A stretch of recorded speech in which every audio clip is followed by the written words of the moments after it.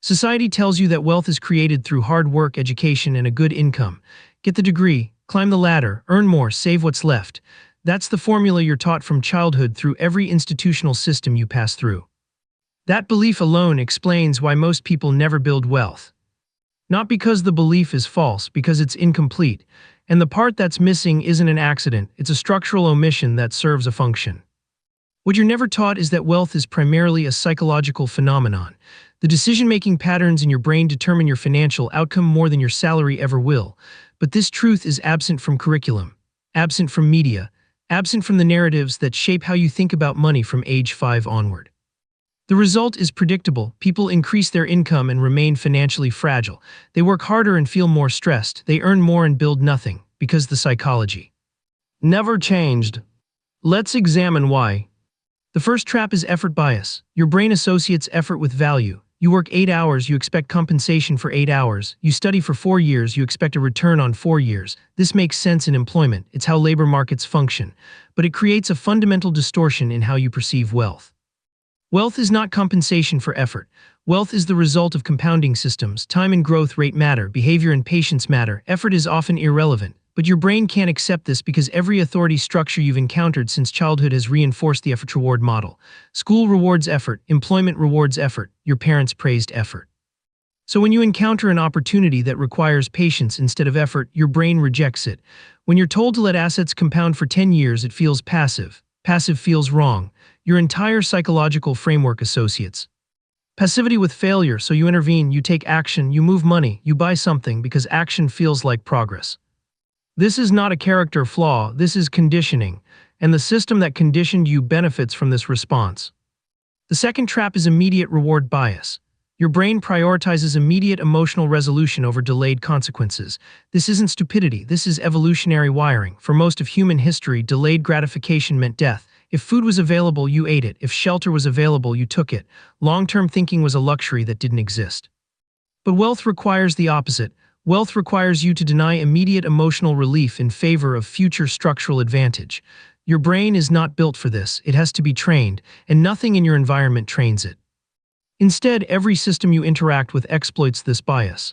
Advertising is designed to trigger immediate desire. Credit is designed to eliminate friction between desire and acquisition. Subscription models are designed to feel small in the moment. Financing options are designed to make purchases feel affordable today while hiding the long-term cost. And your brain complies because it feels normal, because everyone else is doing it, because the discomfort of restraint is immediate and the consequence of spending is delayed. So you spend, and spending feels good for about 72 hours, then the emotional relief fades, then you're back to baseline and nothing structural has changed, except now you have less money, and the cycle repeats. This is why income increases don't create wealth. Most people believe that earning more will solve their financial stress. They believe the problem is the amount coming in, so they focus on career advancement, salary negotiation, side income, and when they succeed, they expect relief. But what actually happens is different. They earn more and they spend more, not because they're irresponsible, because their brain is still optimizing for immediate emotional relief. The raise triggers a psychological permission structure. You worked hard, you earned this, you deserve to upgrade. And the upgrade feels proportional. You're not doubling your lifestyle, you're adjusting incrementally. Nicer apartment, better car, more convenience, higher quality consumption. It feels reasonable because everyone at your new income level is doing the same thing. But the behavior hasn't changed. You're still spending everything that comes in, you're still optimizing for immediate comfort. The only difference is the price point, and now your fragility has increased because your expenses are higher, your expectations are higher, your tolerance for income disruption is lower. This is the treadmill, and it's not a failure of willpower, it's a failure of psychology. The brain is functioning exactly as it was trained. It's seeking emotional equilibrium through consumption, and consumption is the most reliable way to achieve that in a system designed to facilitate it.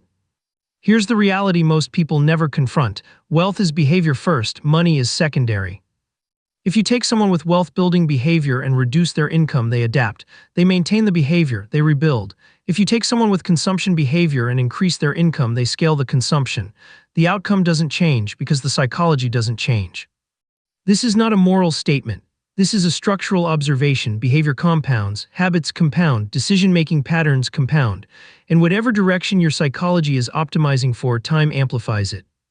If your brain is wired to seek immediate relief, 10 years from now, you'll have 10 years of immediate relief and no structural advantage. If your brain is wired to delay gratification in favor of compounding systems, 10 years from now, you'll have 10 years of compounding and structural flexibility. Same effort, same intelligence. Different psychology, different outcome. And this is what school doesn't teach, not because teachers are incompetent, because the system isn't designed to teach it. Education systems optimize for compliance and predictability. They train you to follow instructions, show up on time, complete assignments, respect authority. These are useful traits for employment. They are not useful traits for wealth. Wealth requires you to reject immediate instructions in favor of long-term strategy. It requires you to ignore social norms around consumption. It requires you to operate in ways that feel uncomfortable because they deviate from what everyone around you is doing. But schools don't teach deviation. They teach conformity, and conformity is financially expensive because everyone else is spending, everyone else is financing, everyone else is optimizing for the appearance of success rather than the structure of it. And the system benefits from this, not because there's a conspiracy, because there are incentives. The economy depends on consumption. Consumption creates velocity. Velocity creates jobs. Jobs create income. Income creates more consumption. It's a closed loop, and your behavior is a necessary input. If everyone adopted wealth-building psychology, consumption would collapse, credit markets would collapse, entire industries would collapse. The system doesn't want you to fail, but it doesn't want you to exit the loop either. It wants you predictable. And predictable means spending near your income ceiling. So the incentives align. Advertising reinforces consumption. Media glorifies lifestyle. Social structures reward the appearance of success. And nothing corrects the psychology, because correcting it would destabilize the system. There are two distinct modes of financial thinking. Most people operate in one, almost no one is taught the second. The first mode is survival thinking. This is short-term, reactive, emotion-driven decision-making. Your brain scans for immediate threats and immediate rewards. It prioritizes comfort, convenience, and social alignment. It avoids discomfort, even when discomfort leads to long-term advantage. It says yes to things that feel good now and no to things that feel restrictive now. This mode is efficient for survival. It kept humans alive for millennia, but it's incompatible with wealth because wealth is a long-term consequence game. And survival thinking doesn't process long-term consequences, it processes now. The second mode is wealth thinking. This is long-term, anticipatory, systems-driven decision-making. Your brain evaluates decisions based on trajectory, not emotion. It tolerates discomfort now in exchange for structural advantage later. It ignores social pressure. It rejects immediate relief in favor of compounding behavior. This mode is not natural, it has to be learned, and it has to be maintained because your default wiring is survival thinking. Your brain will revert to it unless you actively train it otherwise. The divide between these two modes explains almost every financial outcome. People in survival mode work just as hard, they're just as intelligent, but they're optimizing for the wrong variable. And after 10 years, 20 years, 30 years, the gap becomes insurmountable. Here's what happens when survival thinking compounds over decades. You spend your 20s focused on lifestyle. You finance consumption because everyone else does. You assume you'll save later. Later never comes. Because by your 30s, your expenses have scaled with your income. You have more obligations, more expectations, more social pressure to maintain the appearance you've built. By your 40s, you're earning more than you ever thought possible, and you're more financially fragile than you were at 25 because your expenses are locked in. Your identity is tied to your consumption level, and your ability to absorb income disruption has disappeared. By your 50s, you realize you can't stop working, not because you lack income, because you lack assets. Everything you've earned has been converted into consumption, and consumption depreciates, so you have nothing that compounds, nothing that generates independent cash flow, nothing that creates optionality. By your 60s, you're dependent on systems outside your control. Employment, social security, family, and you're angry because you worked hard, you followed the rules, you did what you were told, and it didn't work. But it did work. The system got exactly what it needed. Predictable consumption, economic velocity, decades of reliable participation. You weren't failed. You were optimized for a different outcome. And no one ever told you there was an alternative.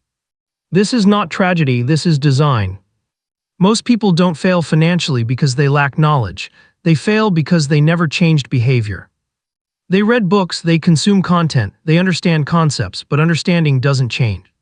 Psychology changes through repetition, discomfort, and environmental pressure, and most people never create an environment that forces the change. They stay in social circles that normalize consumption. They stay in media environments that glorify lifestyle. They stay in thought patterns that associate spending with success. and the behavior never shifts. So the knowledge becomes decoration, something they can reference in conversation, something that makes them feel informed, but it doesn't translate into action, because the psychology is still optimized for immediate relief, and knowledge without behavior change is just noise. The people who build wealth aren't smarter, they're not luckier, they just have different psychological wiring. Either through upbringing, through deliberate training, or through environmental force, their brain learned to optimize for long-term compounding instead of short-term relief. And once that wiring is in place, the outcome is inevitable. Time does the work, behavior compounds, and the gap between them and everyone else widens every year. This is the mechanism, this is what school doesn't teach, not because it's secret, because it's structurally inconvenient. Next, we'll break down the exact behavioral systems that create this compounding. The daily decision patterns, the psychological frameworks, the environmental structures, not theory mechanics. Because if psychology determines outcome, then the question becomes simple: how do you rewire it?